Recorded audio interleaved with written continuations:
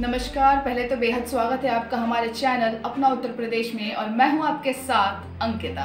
आज पूरी दुनिया हमारी भाषा यानी कि हमारी जो मातृभाषा है हिंदी, उसे सेलिब्रेट कर रही है। वैसे तो हमको बताएं तो हिंदी काफ़ी ऐसे अलग अलग देशों में भी बोली जाती है, जिनके नाम हम आपके सामने रखेंगे।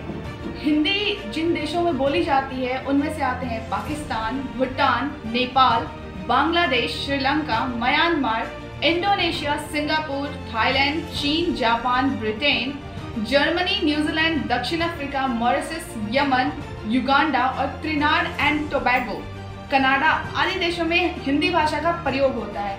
लेकिन हमें ये बताते हुए बेहद गर्व महसूस होता है कि हमारी जो मातृभाषा है हिंदी, उसे पूरा विश्व सेलिब्रेट कर रहा है। हालांकि अगर हम देखें तो आज के टाइम में हिंदी को इतनी इम्पोर्टेंस दी नहीं जा रही है। अगर फ्रैंकली हम आपको बताएं इस चीज़ को, तो प्राथमिक शिक्षाएं होती हैं बच्चों की, उसमें भी आज के टाइम में भारत के ही लोग हिंदी को इतना महत्व नहीं दे रहे हैं। इंग्लिश पे ज़्यादा फोकस किया जा रहा है, क्योंकि ऑल ओवर वर्ल्ड इंग्लिश की बात ज़्यादा की जाती है। जी हाँ, इंग्लिश को ज़्यादा देशों में मान्यता प्राप्त है, इसलिए जो प्राथमिक शिक्षाएं भी होती हैं बच्चों की, उसमें ज़्यादातर इंग्लिश पर फोकस किया जा रहा है। हालांकि ये बताते हुए बेहद खेद महसूस होता है कि अपने ही देश में हिंदी को महत्व ना देकर इंग्लिश को महत्व देना कहीं ना कहीं बुरा लगता है इस बात से। चलिए हम आपको बताते हैं कि आखिर इस हिंदी दिवस की शुरुआत कैसे हुई। जी हाँ, जब इंदिरा गांधी हमारे देश की प्रधानमंत्री थी, उन्होंने एक विश्व हिंदी सम्मेलन करवाया था। जी हाँ, उसमें जिन जिन देशों ने भाग लिया था या जिन जिन देशों ने इसका आयोजन किया था, उनके नाम कुछ इस प्रकार है: मॉरिशस, यूके यानी यूनाइटेड किंगडम, त्रिनिदाद, टोबैगो और संयुक्त राज्य अमेरिका ने इसका आयोजन किया था। 10 जनवरी 1975 से हिंदी दिवस की शुरुआत हुई, और उस वक्त से लेकर आज तक हम हर साल 10 जनवरी को विश्व हिंदी दिवस मनाते हैं। हालांकि अगर हिंदी की बात करें तो बनारस को हिंदी का जन्मदाता कहा जाता है। जी हाँ, बनारस एक ऐसी जगह है जहाँ पे हिंदी का प्रयोग सबसे ज़्यादा होता है, और कहते हैं कि जो खड़ी बोली है, खड़ी हिंदी बोली हो या फिर हिंदी में जो अनुशासन हो, वो बनारस ने दी है। और आपको हम बता दें तो बनारस एक ऐसी जगहों में से आता है जिसने हिंदी को व्याकरण दिया हो। ये भी कहते हैं कि बनारस की हिंदी की सबसे बड़ी विशेषता ये है कि वो अपने हिंदी के शब्दों को हिंदी शब्दकोश से लेती है।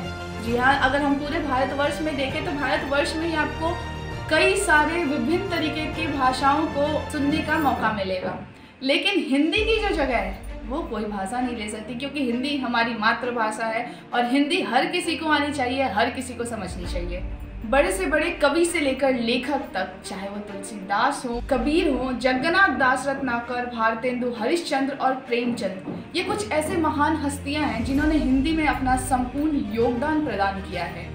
और आपको बता दें, एक ऐसी खास बात है जिसे आप सुन के थोड़े बहुत चक्के रह जाएंगे। अटल बिहारी वाजपेयी जो थे, जो हमारे प्रधानमंत्री अटल बिहारी वाजपेयी थे, उन्होंने पहली बार यूएन में जाकर हिंदी में भाषण दिया था। वहाँ के लोगों ने कहा भी कि आप इंग्लिश में भाषण दीजिए, लेकिन उन्होंने साफ इनकार कर दिया, ये कहते हुए कि आप अपने ट्रांसलेटर को बोलिए कि वो आपको इंग्लिश में इसे ट्रांसलेट करके बताए, लेकिन मैं अपना भाषण हिंदी में ही दूंगा, अपनी मातृभाषा में दूंगा। तो ये चीज़ें जो होती है वो बेहद ही गर्व महसूस करवाती है कि हमारी भाषा को इतनी प्राथमिकता दी जाती है। आज के डेट में हम देखें तो हमारे जो प्रधानमंत्री हैं नरेंद्र मोदी जी, वो भी अटल बिहारी वाजपेयी के कदमों को फॉलो करते हैं, और उन्हीं के कदमों पे चलकर उनका भी ज़्यादातर यही प्रयास रहता है कि अगर वो विदेशों में जा रहे हैं तो हिंदी भाषा का प्रयोग ज़्यादा से ज़्यादा कर सकें। देखिए, हिंदी भाषा हमारी आन बान और शान है भारतीयों के लिए, और हमारी आन बान शान को मैं यही कहूँगी कि बच्चों से लेकर बूढ़े तक भारतवर्ष में हर किसी को हिंदी आनी चाहिए, हिंदी समझनी चाहिए, क्योंकि हिंदी हमारी मातृभाषा है और इसकी जगह कोई और भाषा नहीं ले सकती। बेहद बेहद धन्यवाद। बाकी सारी खबरों के लिए लगातार बने रहे हमारे साथ, देखते रहें अपना उत्तर प्रदेश।